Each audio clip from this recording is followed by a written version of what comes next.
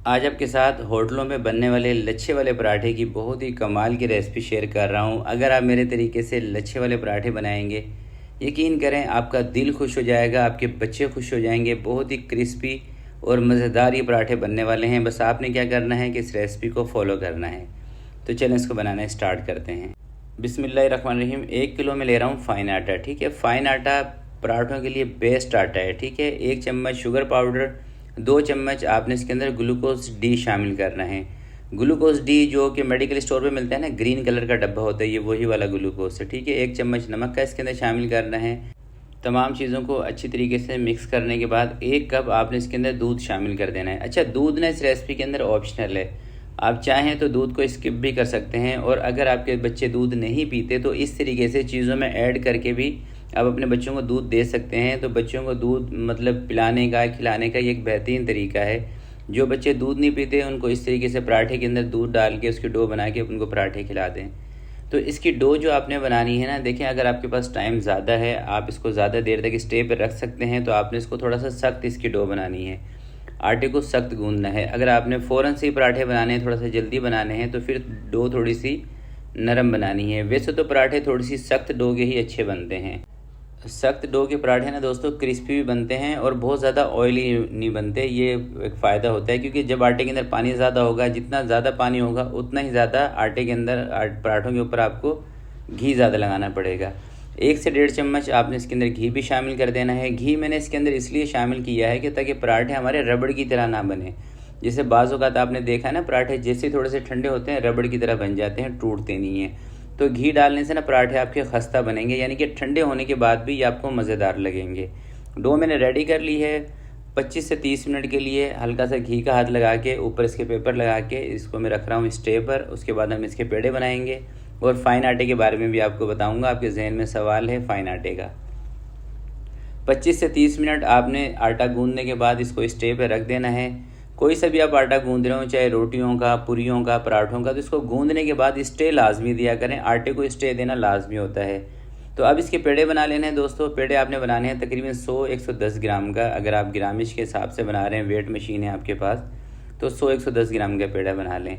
तो अब आपको बताता हूँ फ़ाइन आटे का। देखिए, फ़ाइन आटे के बारे में मैं अपनी पहले काफ़ी सारी वीडियोज़ के अंदर आपको बता चुका हूँ। फ़ाइन आटा हलवा पूरी बनाने के लिए बेस्ट आटा है और पराठे बनाने के लिए। होटलों पे जितने भी पराठे दोस्तों बनाए जाते हैं ना, ख़ासकर ये जो पठान के जो होटल होते हैं, इसके ऊपर जो पराठे आपको क्रिस्पी क्रिस्पी पराठे मिलते हैं मज़ेदार से, ये फ़ाइन आटे के साथ बनाए जाते हैं।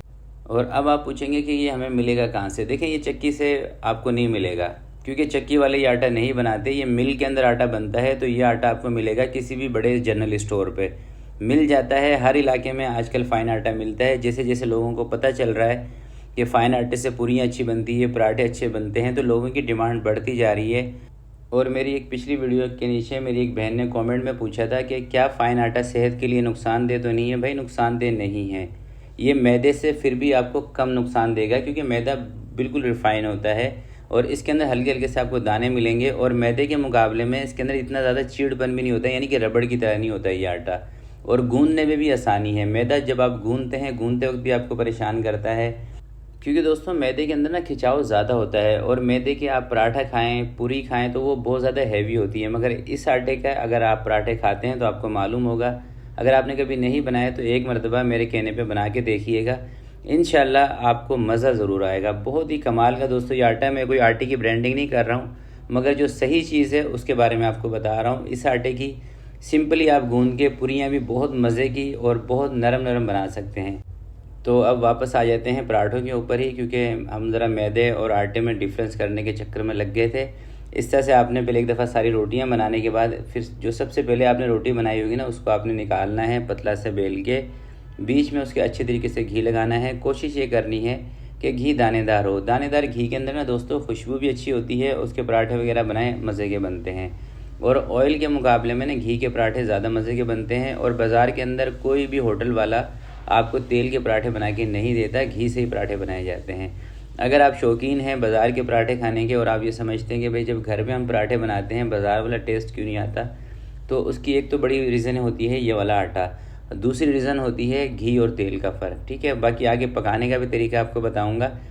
एक दफ़ा सारे पेड़े बना के रख लेते हैं। और इन्हीं पराठों को दोस्तों आप फ्रोज़न भी बना सकते हैं, यानी कि इसको पतला से बेल के दोबारा से पेपर के अंदर पैक करके फ्रोज़न पराठे भी बना सकते हैं, या हाफ़ कुक करके भी रख सकते हैं। आजकल बच्चों के स्कूल दोबारा से खुल गए हैं, तो सुबह सुबह के टाइम पे मेरी बहनों के पास इतना टाइम नहीं होता कि आटा गूँधें फिर पराठे बनाएं, तो इस तरह के पेड़े आप बना के भी रात में ही रख सकते हैं, या 2-4 दिन के भी रख सकते हैं। फ्रिज के अंदर पेड़े बना के इस तरह से आटा गूँध लें, एक ही दिन पेड़े बना लें, 2-4 दिन 5 दिन तक भी आप पेड़े रख सकते हैं। जब दिल कर रहा है पेड़े निकाले, थोड़ा सा उनको रूम टेम्परेचर पे आने दिया, उसके बाद पराठे बना लिए।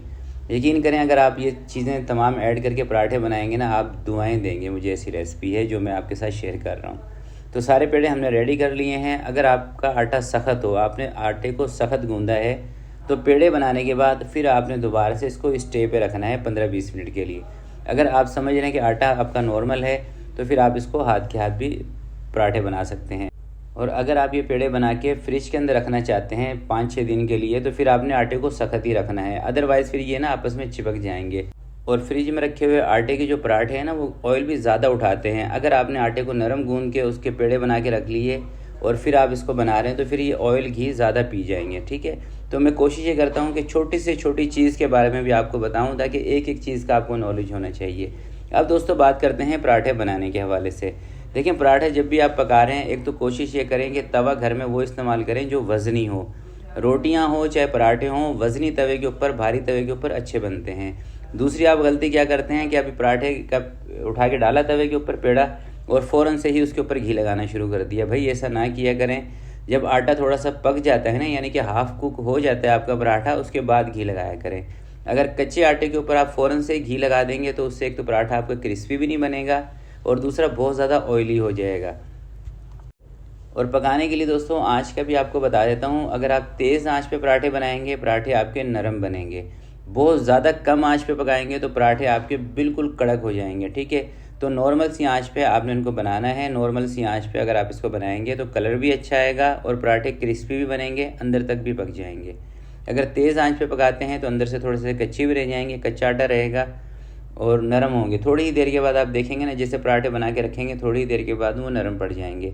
तो क्रिस्पी पराठे बनाने का तरीका यही है कि एक तो आपने आटे को पकने देना है, उसके बाद उसके ऊपर घी लगाना है, और चूल्हा ज़्यादा तेज़ नहीं करना नीचे से। ठीक है, चूल्हा नीचे से तेज़ करेंगे तो कलर भी इसका काला पीला हो जाएगा। तो मैं इसी तरीके से 2-3 पराठे बना लेता हूँ और उसके बाद मैं आपको दिखाता हूँ इसका फाइनल लुक। और दोस्तों यहाँ पे एक और चीज़ भी आपको मैं बता देता हूँ कि पराठे बेलते वक्त आपने बहुत ज़्यादा इसको पतला भी नहीं करना। बहुत ज़्यादा पतले कर देंगे तो फिर ये पराठे नहीं बनेंगे, पापड़ बन जाएंगे। ठीक है, और बहुत ज़्यादा ना इनको मोटे भी नहीं बेलना। तो ये छोटी छोटी चीज़ें मैं ख़ासकर अपनी उन बहनों को बताता हूँ जो बिगनर हैं, जो रोज़ाना डेली पराठे बनाती हैं। उनके लिए तो कोई मसला नहीं है, उनको तो पता है कितने मोटे कितने पतले रखने हैं पराठे, वो तो अपने हिसाब से एडजस्ट कर लेती हैं चीज़ें। मगर भाई कुछ मेरी ऐसी बहनें भी हैं जो कि बिगनर हैं, जिन्होंने अभी कुकिंग स्टार्ट की है, अभी वो सीख रही हैं, तो ये छोटी छोटी बातें उनके लिए होती हैं। ठीक है, आप इसको माइंड ना किया करें। तो ये देखें दोस्तों, 3 पराठे मैंने बनाए हैं। बाकी की जो पेड़े हैं वो मैंने फ्रिज के अंदर रख दिए हैं। अब मैं आपको तोड़ के दिखा रहा हूँ, आप ज़रा ये देख लें कि ये बहुत ज़्यादा ऑयली भी नहीं है और कितने क्रिस्पी बने हुए देख रहे हैं।